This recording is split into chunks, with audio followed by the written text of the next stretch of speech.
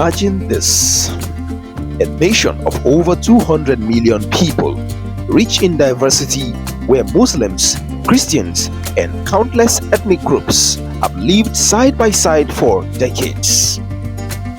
This is Nigeria, a country known for its vibrant culture, bustling cities, and boundless potential. But beneath this vibrant surface, a hidden battle is playing out, one that could determine the country's future. A quiet but yet persistent effort to transform Nigeria into an Islamic state. Now let's be clear. Most Nigerian Muslims practice their faith peacefully and cherish the nation's secular constitution. But there is a shadowy minority driven by a rigid extremist interpretation of Islam, who see Nigeria's diversity not as a strength but as a threat. They believe Nigeria should be governed solely by Islamic laws. Now, just last month, on October 25, 2024, a proposal was introduced in the House of Representatives that could change everything. It called for expanding the reach of Sharia's law across the country, sparking outrage, fear, and nationwide protests. But it doesn't stop there. Groups like Boko Haram and a new terror faction called Lukurawa are wreaking havoc, trying to force their vision of an Islamic state through violence and terror. So how did we get here? And how did this silent struggle become so loud? And most importantly, can Nigeria protect its secular identity, or are we witnessing the beginning of something far more dangerous? Stick around as we unravel the plot to Islamize Nigeria, from its deep historical roots to the explosive events unfolding today. The plot to Islamize Nigeria is a story of extremism and resistance. Nigeria, the giant of Africa, a nation celebrated for its diversity and unity despite its complex tapestry of over 250 ethnic groups, 2 major religions, and multiple cultures.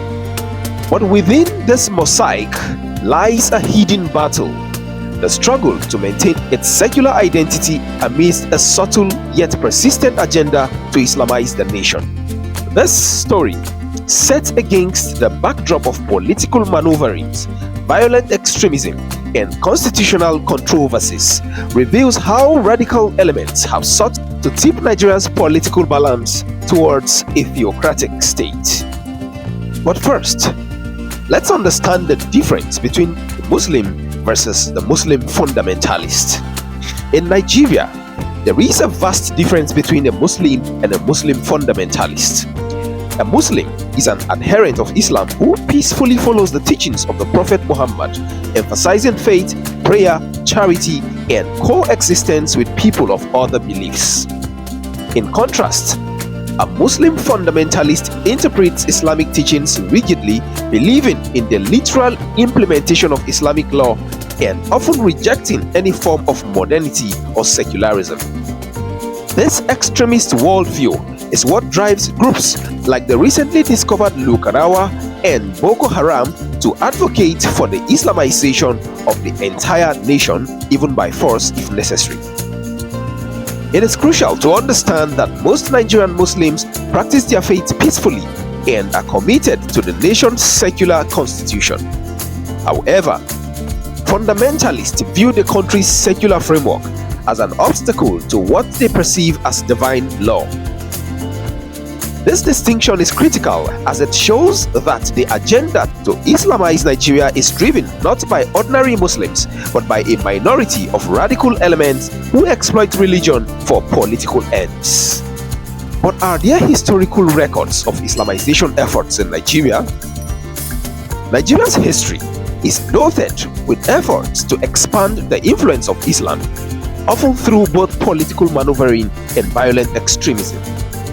The roots of this struggle can be traced back to the 1804 to 1808 Sokoto Jihad led by Usman Dan Fodio, which resulted in the establishment of a caliphate across northern Nigeria. The Sokoto Caliphate's legacy laid the foundation for the political dominance of Islam in the north. Fast forward to the modern era. The battle for religious dominance intensifies in the wake of Nigeria's independence in 1960. Over the years, there have been numerous attempts by Muslim leaders to infuse Islamic principles into the country's legal and political framework. The constitution, which was designed to ensure the secular status of Nigeria, has faced continuous pressure from Muslim fundamentalists seeking to expand the application of Sharia law beyond the northern region where it has traditionally been practiced. But there have been several controversies surrounding the Sharia law and its amendment within the Nigerian constitution. One of the most significant flashpoints in the quest for Islamization occurred in the year 2000 when 12 northern states, starting with Zamfara State, expanded the implementation of Sharia law beyond civil matters to include criminal cases. This move, although legal within the framework of state autonomy, raises alarms among Christians and secularists who feared that it was a step towards Islamizing the entire nation. The debate took a more intense turn in 2021 when an amendment was proposed in the House of Representatives to expand the scope of Sharia law nationwide. The amendment sought to grant Sharia courts of appeal jurisdiction beyond the northern states, potentially allowing Sharia law to influence the entire judicial system. Christian lawmakers, civil rights groups, and secularists viewed this as a backdoor attempt to rewrite the secular constitution. The proposal ignited heated debates leading to nationwide protests. For many, it was a chilling indication that the Islamization agenda was not merely a fringe aspiration but an ongoing effort supported by influential figures. Now let's talk about the rise of terror groups and the Islamization agenda in Nigeria. The constitutional debates, however, are just one part of the broader strategy. The Islamization agenda has also been pursued through violent means by radical groups. Boko Haram, one of the most notorious terror organizations in the world, emerged in 2002 in northeastern Nigeria with the mission to establish an Islamic state and abolish Western education. Over the years, Boko Haram's insurgency has claimed thousands of lives, displaced millions, and left entire communities in ruins. Their brutal tactics, bombings, kidnappings, and massacres are aimed at undermining the secular government and replacing it with an Islamic caliphate. Now, a new extremist group called Lukurawa has emerged, according to reports by the Nigerian Army, further complicating Nigeria's security landscape. This group, reportedly operating in the north-central regions, has intensified attacks on villages and schools, mirroring Boko Haram's strategy. Lukurawa's ultimate goal, like that of its predecessors, is to destabilize the government and impose an Islamist regime across Nigeria. These terror groups are not just driven by religious zealotry, they also exploit socio-economic grievances, particularly among the impoverished youth in the north. The lack of education, poverty, and unemployment make it easy for these groups to recruit followers and expand their influence. But what is the way forward, and how can Nigeria overcome this crisis? The struggle to prevent the Islamization of Nigeria is not just a battle for religious freedom, but a fight to preserve the nation's unity and secular foundation.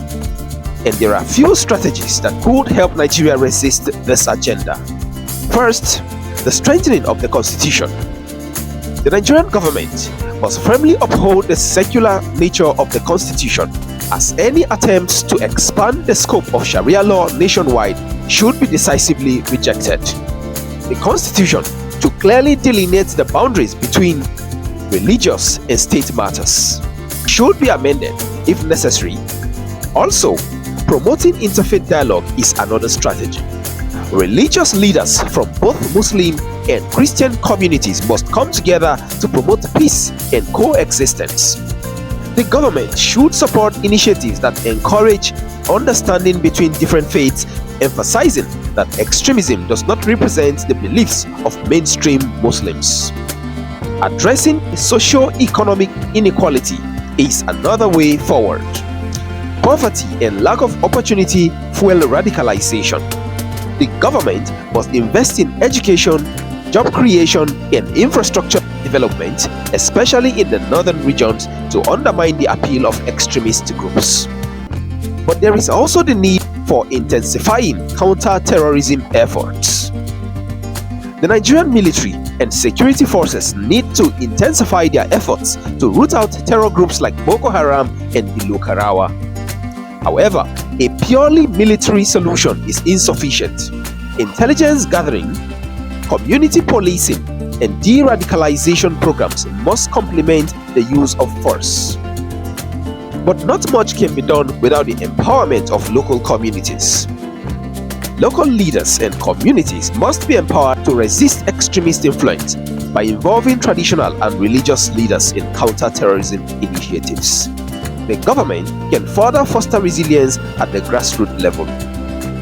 The story of Nigeria is one of resilience and face of daunting challenges. The Islamization agenda pursued by fundamentalists is not only a threat to the religious freedom but also to the very soul of the nation. By reinforcing its secular constitution, addressing the root causes of extremism, and fostering unity among its diverse peoples, Nigeria can overcome the crisis. The road ahead is difficult, but the strength of the Nigerian people lies in their commitment to a future where all can live together in peace regardless of faith. Thanks for watching, and in case you're new to this channel, please ensure to click on the subscribe and notification button for more videos on Nigerian politics.